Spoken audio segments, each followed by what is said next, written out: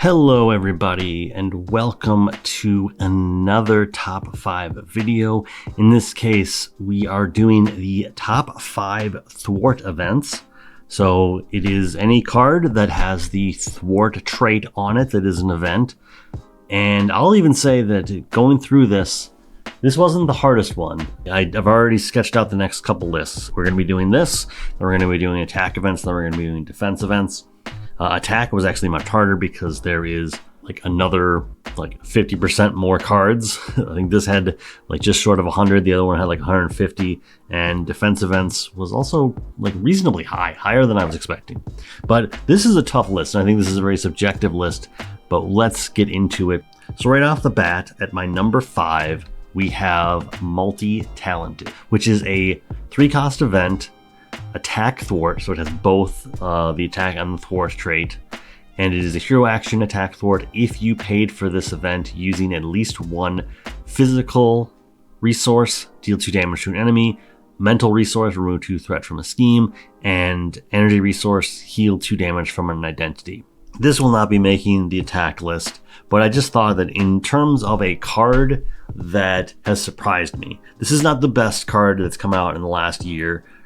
But it was definitely one that caught my attention and was better than I was expecting it to be, because it's versatile enough that it will come into play. It'll do what you need to do somewhere, even if it's just healing 2 damage from an identity. That's still relevant. That comes up more often than you think. But the times when this can come down, this can deal 2 damage to an enemy, it can remove 2 threat from a scheme, and it can heal 2 damage from an identity. You're getting so much out of this card. Even if you're getting 2 of those, often you don't want to be doing this if you're only getting 1 of them, but sometimes you're just pushed to that. You've got kind of a dead hand, and this is what's going to be able to progress you through the game in whatever way possible, in whatever mode it has.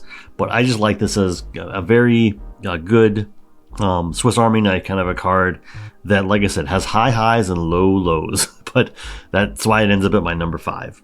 Next up, we've got a card that has a little bit more meat on the bones, and that is my number 4, which is Right Place, Right Time. I am a very big fan of Domino. I have been a huge fan ever since I got the box. I kind of went into it thinking that Cable might be my preferred hero, but then I played Domino and I was like, oh no, this is the way I want to play. This is an event that for 2 is a superpower thwart, hero action thwart, remove 3 threat from a scheme and discard the top card of your deck. For each resource icon discarded this way, remove 1 additional threat from that scheme. This plays into what Domino does in general. She likes to discard cards off the top of her deck, and she doubles up wild resources. So with a lot of wild resources in her kit, when she hits them, suddenly, instead of counting for 1 resource, it's counting for 2. This can very easily be a 2-cost thwart for 5. And in some cases, when you hit jackpot and this suddenly is a 2-cost thwart for 6, it's even better. But this just has the very fluid gameplay that really made me love Domino. I liked the vibe, I liked the way that this worked, I liked the way that it ties into her ability, because her hero ability is that she can take the top card of her deck and swap it with a card in her hand, so you can set up the top of your deck to be whatever you need it to be. You're often going to already have a wild resource there, and you can certainly choose to say, hey, I think this is fine if it's just a thwart for 4, maybe a thwart for 5, and I'm going to use her ability to set up a different card I'm going to play. But either way, I love this card. It is so helpful, and it just, like I said, it just fits the vibe of what I love about playing with Domino. Next up, we have my number 3, which is Defender of the Nine Realms. I am a huge Thor fan. That's very obvious if you've watched any of my gameplay. And this is a card that really plays into what he wants to do and improves on just his game plan in general. So it is a 0-cost event, thwart, hero action thwart. Discard cards from the top of the encounter deck until you discard a minion. Put that minion into play, engage with you, then you remove 3 threat from a scheme. And at a baseline, if this is the first card you're playing, this is pretty much going to mean you get a minion, it engages you, you use his Have At the ability to draw 2 cards, and then you remove 3 threat from a scheme. Thor is not good at thwarting naturally, so this is the best way he has to thwart naturally in his kit, and it just always comes into play does what it needs to do. I need to almost have like a reminder to remove the threat because I get so excited about getting that minion and drawing some new cards that I often will forget to remove threat from a scheme. There is something very similar, Looking for Trouble, which is an aggression card that does basically the same thing, but it only removes from the main scheme. So sometimes you can get kind of tripped up there. You hit a side scheme that's really important to get rid of. Maybe you need to get rid of it before you can even thwart the main scheme, and you can't do anything about that. But with Defender of the Nine Realms, you can absolutely just hit whatever you need to. 3 is, it could be better, but for what you're doing, for the card advantage you're accruing, this is just exactly what I'm looking for. It's always a godsend, and I'm always happy to have it around. So yeah, that's why it is at my number 3. And if I'm putting Thor at my number 3, that must mean that the top 2 cards are really cooking. And I will say that number 2, Telepathic Trickery, is exactly that. It is a 2-cost event out of the Phoenix deck. It is Psionic and Thwart, Hero Action Thwart.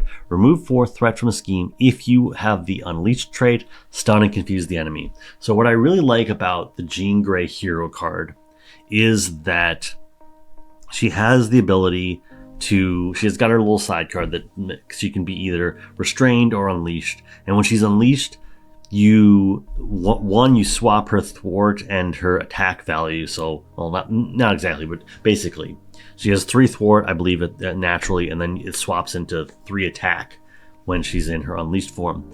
And for the most part, the only drawback there is if you hit some of the encounter card-esque cards, or even when you hit Dark Phoenix or whatever, being in Unleashed is a bad place to be. But if you work through the game fast enough, you just go into Unleashed and you just stay there. And I love the perks here on Telepathic Trickery. It's very similar to other cards in her kit, but just being able to say, okay, for 2, I'm going to remove 4 threat from a scheme. That's pretty baseline good. But then when you're Unleashed and you can sit there and stun and confuse an enemy, which just buys you extra turns. If you're in multiplayer, that blanks like half of the villain phase. If you are in single player, you are blanking basically 2 turns in the future. Maybe not the next 2 turns, certainly the next phase, but maybe not the next one after that. I just love I love the art on this card. I love what it does. I love that it's baseline good, but when you go into that Unleashed form, it's just that much better. And yeah, it's just always impressive to me. And lastly, my number 1, my favorite thwart card in the game at this moment. And this list is probably going to look very different in 2026 if we get around to it again. My perspective will change, but number 1 is Gunboat Diplomacy, and I actually don't think this card is going to change anytime soon. It is a 1-cost event, attack thwart, with the Alliance keyword, so that means that multiple people can pay for this. In this case, it's like, well, if your buddy has an extra card lying around, he can pay for it, but then it has a hero action, attack thwart, exhaust an X-Force character and an X-Men character. Remove X threat from among schemes in play and deal X damage among enemies in play, where X is the combined thwart of the 2 exhaust characters. The fact that this doesn't take X and split it into 2 piles, the fact that it's like if you have, like it's like Jean Grey as an example, and like a powered up Cable, I think in that case their combined thwart would be 6, without the Unleashed form of Jean Grey. So suddenly you are removing 6 threat from among schemes in play, not one shot, just among all of them. And then you're dealing 6 damage to enemies. So you could just knock a bunch of toughs off. You could knock 2 toughs off and send 4 damage at the villain. This is such a versatile card and so powerful. And like the tax for playing it is just have your deck be set up correctly. And if you're playing in multiplayer, you can totally set it up where it's like, okay, you're playing with Psylocke, I'm playing with Cyclops. So suddenly our heroes already match the roles they need to play, and it just takes turns, and it gives you so much flexibility with what you're going to do. Those times when you find an ally with a really high thwart, this helps so much there. And like, yeah, I love this card. It is my favorite thwart event in the game. And yeah, that's it. Like I said, this list is very contentious. It is very subjective, but I want to know, what is your favorite thwart event in the game? Let me know in the comments. Like, subscribe, all that stuff. Love making these lists, and I will see you all next week. Thank you.